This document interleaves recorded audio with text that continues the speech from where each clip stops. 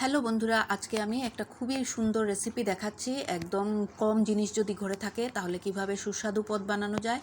যদি ভালো লাগে তোমাদের, একটু ভালো করে দেখবে ভিডিওটা আর তোমাদের কমেন্টস মতামত জানাবে। তো ডিম দুটো ছিল আমার, সেটাকে আমি ঝুড়ো করে নিয়েছি। আর ফুলকপি আলু ভাপিয়ে নিয়েছিলাম, তারপরে কড়াইতে তেল দিয়েছি, শুকনো লঙ্কা আর আস্ত জিরে আর তেজপাতা ফোড়ন দিয়ে কেটে রাখা পেঁয়াজ কুচি, হলুদ, লঙ্কা, জিরে গুঁড়ো, ধনে গুঁড়ো, যেগুলো রেগুলারে মশলা হয় সেগুলো সবগুলো দিলাম, নুন, হলুদ, রসুন দিয়েছি, আদা দিয়েছি, দিয়ে ভালো করে একটু জল দিয়ে ভালো করে কষাচ্ছি ঢেকে ঢেকে। তো কষানো আমার হয়ে গেছে।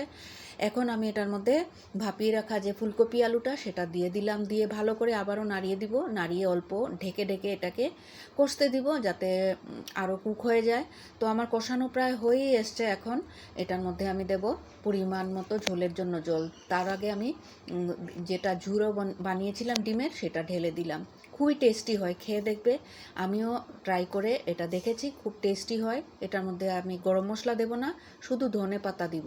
তো তোমরাও ট্রাই করে দেখবে। যদি ভালো লাগে রেসিপিটা একটু লাইক কমেন্ট শেয়ার করে দিও, আর তোমাদের কেমন লাগলো রেসিপিটা সেটাও জানাবে। তো আমি ঝোল দিয়ে দিলাম আর দিলাম কেটে রাখা ধনে পাতা দিয়ে একটু সময় ফুটতে দিলাম।